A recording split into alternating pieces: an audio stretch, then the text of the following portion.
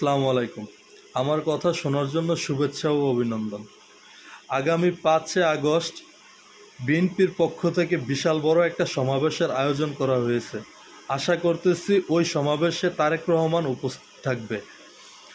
জুলাই মাসে তিনি বাংলাদেশে যাওয়ার সম্ভাবনা রয়েছে। তিনি বাংলাদেশে পা দেওয়ার পর বাংলাদেশের রাজনৈতিক প্রেক্ষাপট পুরোটাই চেঞ্জ হয়ে যাবে। তিনার হাত ধরে বাংলাদেশ এগিয়ে যাবে, সঠিক নেতৃত্ব গড়ে উঠবে। তিনি বাংলাদেশকে অনেক কিছু দেওয়ার বাকি আছে।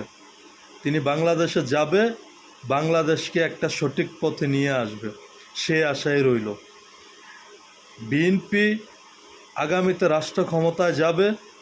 বিএনপি রাষ্ট্র ক্ষমতায় যেয়ে তারেক রহমানের নেতৃত্বে একটা সুন্দর ও আদর্শময় দেশ গড়ে তুলবে ইনশাআল্লাহ। বাংলাদেশ জিন্দাবাদ, বাংলাদেশ জাতীয়তাবাদী দল জিন্দাবাদ।